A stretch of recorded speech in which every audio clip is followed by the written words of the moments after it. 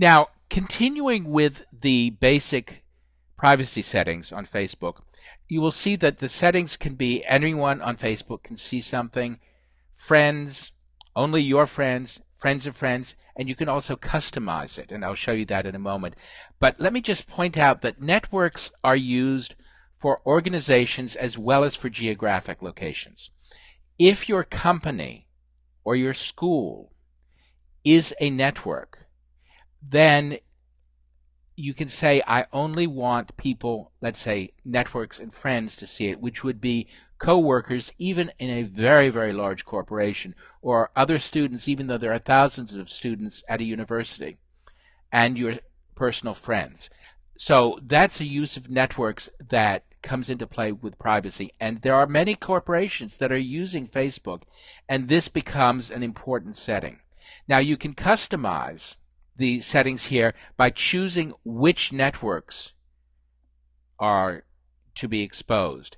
So if you have a corporate network or a school network, and you may want to say you want that network or those networks to be able to see your personal data, but it's just those networks and your friends. And you can also come along, and specific information can come along that only friends perhaps will see, and your network settings don't apply here. Then there's your contact information. No, I don't need to save that. And the contact information is also customizable. And what you'll be able to see is that you can set specific information to be used in this screening of your profile. So it can be your screen name, your mobile phone name, other phones, and so forth. And you can see this is my actual settings for privacy.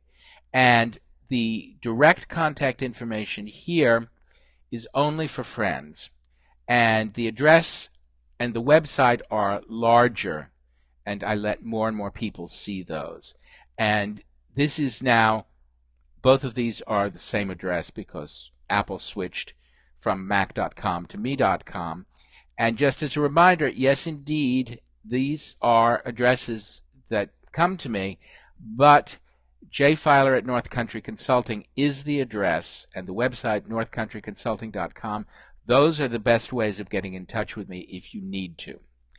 One feature that's both on Basic and on the Contact Information tab is that I can look and see, with whatever settings I had set up, how a user who's a friend of mine would see my information. So I will take a friend of mine here, and I will be able to see how she will see my contact information with the settings that I have created. Here's how Eva will see my contact information and the rest of my profile with the settings that I have set up. So it's a very powerful way of checking to see what you've done with your privacy settings.